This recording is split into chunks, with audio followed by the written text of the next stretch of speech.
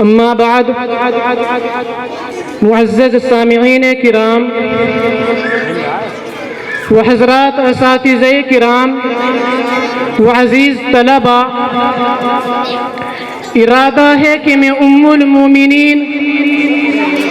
المومنات رفیق حیات رحمت کائنات، جس کو میں صدیقہ کہوں، آقا کی رفیقہ کہوں، کائنات میں لعیقہ کہوں، زندگی باسلیقہ کہوں، شاندار طریقہ کہوں، مصطفیٰ کی حبیبہ کہوں، نبوت کے قریبہ کہوں، شان میں عجیبہ کہوں، نبوت کی عندلیبہ کہوں، کیوں نہ حبیب خدا کی حبیبہ کہوں، حمیرہ کہوں، طیبہ طاہرہ کہوں، محمد کے دل کی تسکین کہوں۔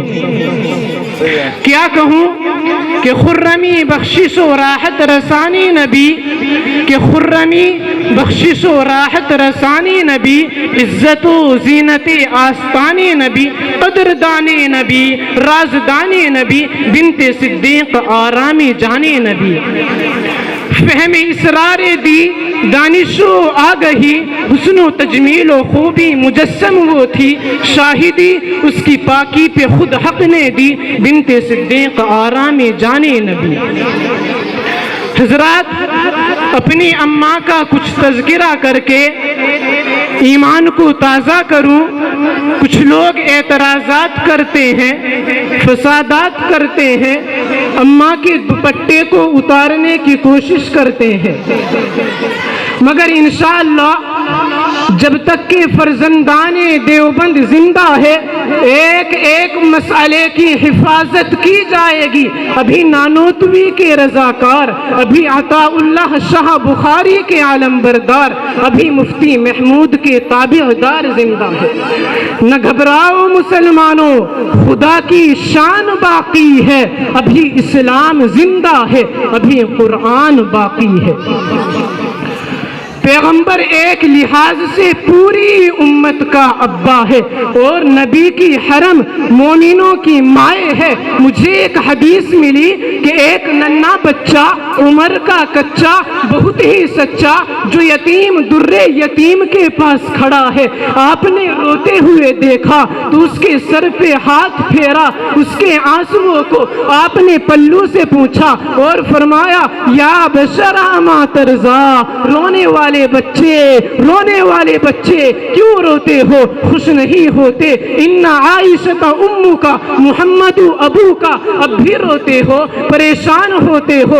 عائشہ تیری اماں بن چکی ہے، محمد تیرا ابا بن چکا ہے۔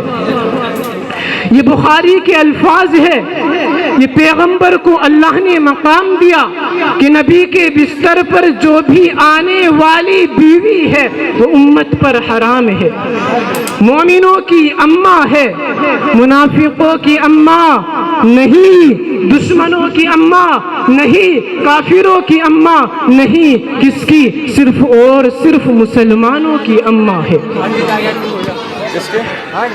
عائشہ کا انتخاب پیغمبر کے بسترے میں آنے کے لیے اللہ نے کیا۔ سنیے کہ جب بی بی عائشہ پر تہمت تھی، حضور کی آنکھیں سرخ تھی، عائشہ رو رہی تھی، ابو بکر کے ہوش ختم تھے، عائشہ کی امی گھر میں بیٹھی سر پہ ہاتھ رکھ کر رو رہی تھی، نبی کریم کئی دن سے پریشان تھے، آپ نے اپنی کابینہ کو بلایا، اے ابو بکر، اے عمر، اے عثمان، اے حیدر، میری ازواج، آؤ میں کچھ پوچھتا ہوں۔ آپ نے حیدر کی طرف دیکھا، آپ نے کہا کہ بتاؤ عائشہ کے متعلق، یہ مدینے میں طوفان ہے، میں کیا کروں؟ حیدر نے کہا کہ طلاق دے دے، چھوڑ دے عائشہ کو، آپ کو بیویوں کی کمی ہے اور عائشہ مل جائے گی۔ حضور چپ ہو گئے۔ میں تبصرہ نہیں کرنا چاہتا کیونکہ حیدر بھی میرے سرتاج ہے۔ آپ نے عمر سے کہا، عمر نے کہا کہ لبیک، تو بتا جلالی، تیری اماں کے متعلق یہ مدینے میں طوفان ہے، یہ عبداللہ ابن ابی کتا بھونک رہا ہے، یہ کونے کونے میں چیمی گویا ہے، بتا عائشہ کے متعلق کیا کروں؟ فاروق منافق نے تلوار میان سے نکالی، کہنے لگا کہ منافق کو میرے حوالے کرو، آپ کے سامنے گاجر مولی کی طرح ٹکڑے کر کے رکھ دوں گا۔ اوے کملی والے، عرض کرتا ہوں کہ عائشہ آپ کے بسترے پر خدا آئی یا اللہ نے بھیجا؟